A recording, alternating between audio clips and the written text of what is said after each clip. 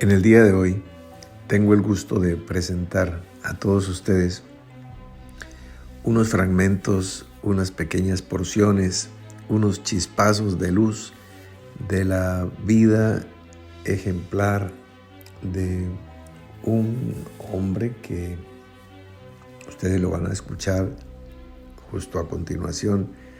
Nos hará contraste, como dice nuestra querida hermana, la coronel Nielsen Gutiérrez, haciendo cada uno de ustedes un parangón entre la vida de aquel pastor de que hablamos la semana pasada, que llevaba una doble vida, siendo esposo, padre de familia, líder del Partido Republicano, alcalde de su condado y adicionalmente pastor de la iglesia bautista. Este hombre pues llevaba una doble vida y bueno, esto ya lo tratamos. A quien les voy a mencionar el día de hoy se llama Dietrich Bonhoeffer, alemán, nacido a comienzos del siglo pasado, en el año 1906, y su corta vida terminó a los 39 años de edad. Durante su corta vida, fueron 39 breves años, fue pastor de la iglesia luterana. Desde muy joven consagró sus estudios, su tiempo a la lectura de las escrituras, al estudio de la teología, a la predicación, pero confluyeron los tiempos en que él está iniciando su vida ministerial y también se está desarrollando en la Alemania, que es su patria, un movimiento social y político que es el nacionalsocialismo, que va creciendo y va en aumento. Y esto pues va prendiendo las alarmas de algunas personas pensantes, aunque pues uno de los discursos, argumentos y tesis que presenta este personaje, Dietrich Bonhoeffer, es que el pueblo puede sufrir de algo que él denomina estupidez, así sea conformado por personas inteligentes, pero que reaccionan de manera estúpida ante ciertos estímulos políticos de algunos caudillos. En aquel tiempo, pues, era Adolfo Hitler quien parecía tener un embeleco como un hipnotismo sobre masas de millones y millones de personas que no se daban cuenta que estaban navegando en contravía de la corriente, de la historia, de la lógica, de la tradición, de la cultura, etcétera, etcétera. Entonces, él desde el comienzo fue un fuerte opositor en sus enseñanzas, en sus predicaciones. Era opuesto al régimen que se venía para Alemania del nacionalsocialismo. Cuando se inicia y se recrudece la persecución contra los hijos de Israel, el movimiento nazi empieza a perseguir, a hostigar, a encarcelar, a torturar, a violar, a matar a las personas que tuviesen esa ascendencia, ese linaje, esa raza y también esa creencia. Entonces, muy similar a lo que está sucediendo hoy, donde grupos, no grandes grupos como los que lideraba Adolf Hitler, sino mucho más pequeños, pero con la misma hazaña, persiguiendo y matando a los civiles judíos en sus casas, en su vida normal. No estaban ofreciendo ninguna resistencia militar, sino ellos estaban allí trabajando, ancianos, niños, amas de casa, hombres de negocios, trabajadores rasos. Por el simple hecho de ser judíos ya estaban en la lista negra de este régimen. Entonces, Bonhoeffer, ¿por qué les digo que es un hombre también de una doble vida? Como el pastor que se transvestía con prendas de mujer y se presentaba en las redes sociales así. Pues este pastor, su doble vida es que estaba con todos los que fuesen opositores al régimen,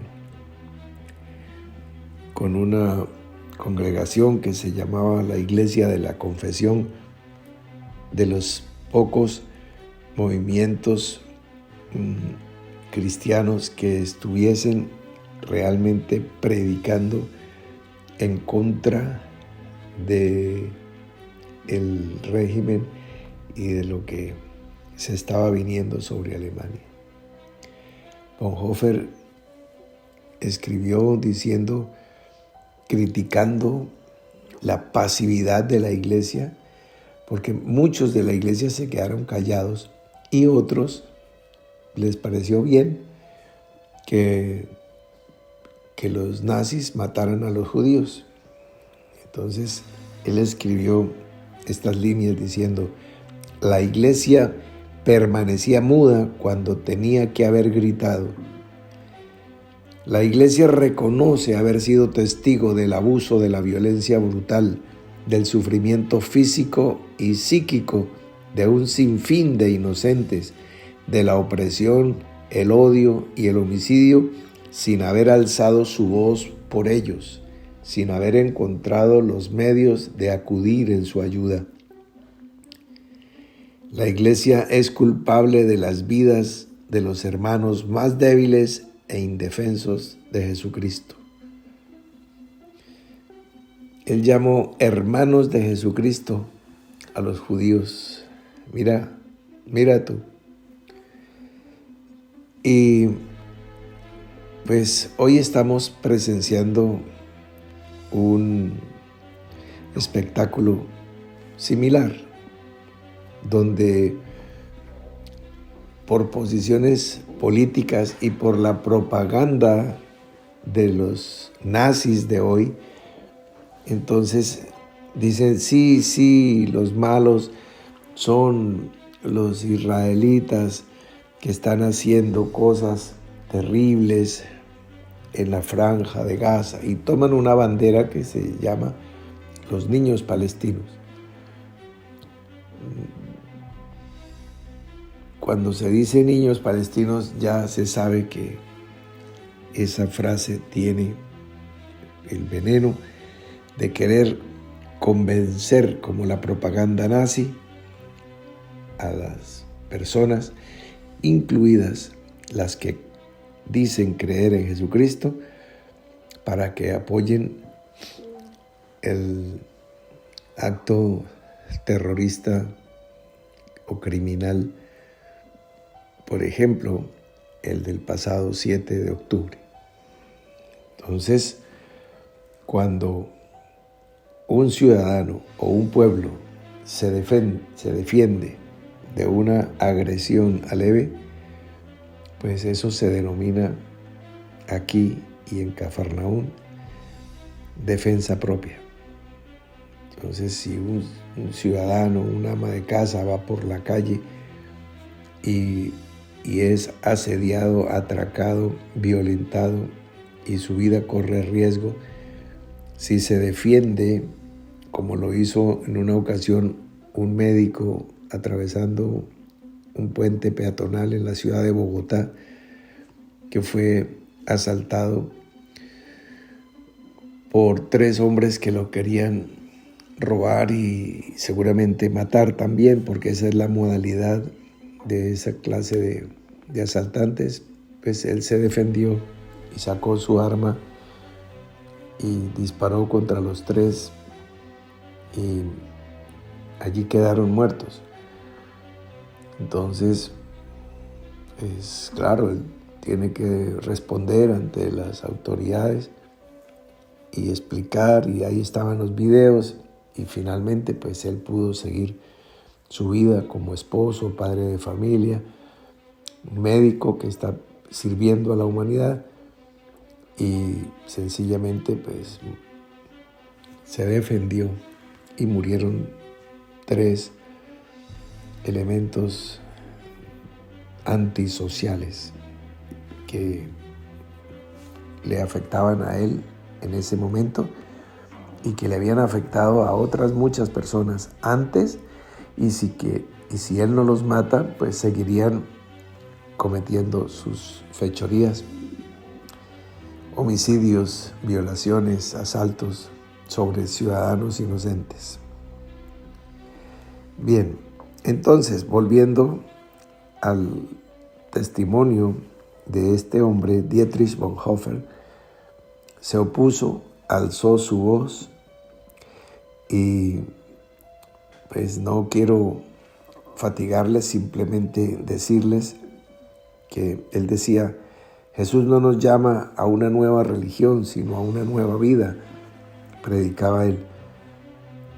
Y pues fue finalmente apresado, y pues después de juicios pues amañados y con testigos falsos, se le acusó de haber participado de un complot, un atentado contra el Führer,